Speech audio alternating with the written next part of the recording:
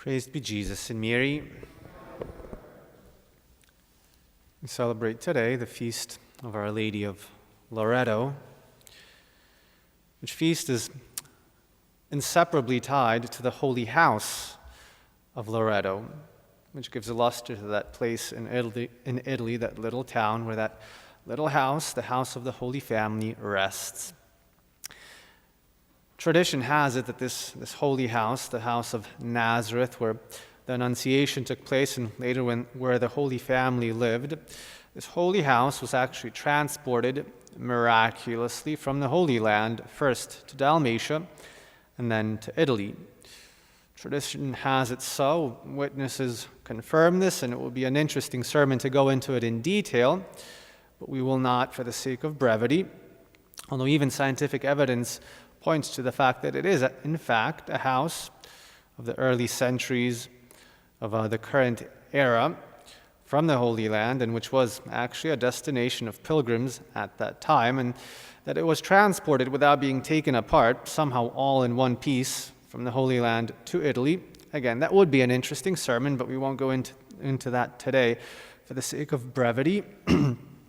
What we will look at, however, today is the fact that our Lord, in becoming man, chose to dwell in a family in a specific place on earth. If you go into this holy house in Loreto, on the high altar are carved, engraved, the words, Hic verbum caro factum est. It's here that the Word became flesh.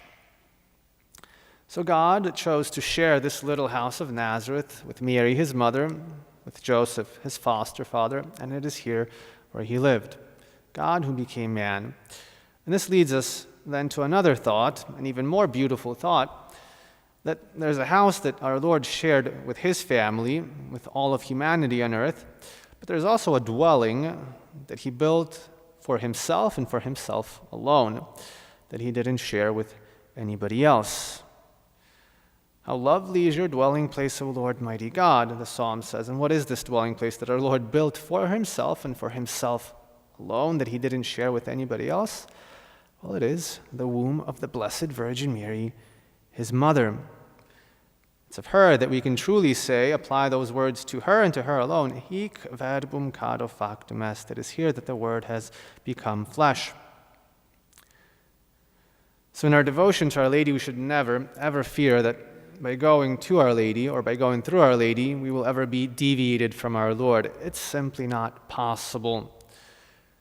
The more we deepen our devotion to Our Lady, the more we arrive at the heart of Our Lady, the more we find Christ, who dwells there in this tabernacle built for God and for Him alone.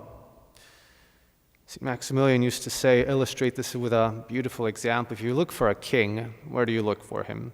Inside or outside of his palace? Well, the answer is obvious. You look for a king inside of his palace, deep inside of his palace, in the innermost chambers of his palace. And it is no different with our Lord who dwells in Our Lady. If you want to find our Lord, what do we have to do? We have to go to him through Mary. We have to look for him in that palace that he built for himself, in that dwelling that he built for himself, in that tabernacle that he built for himself and for himself alone, and where he wants to be found. The womb of the Blessed Virgin Mary, our mother, the Mother of God.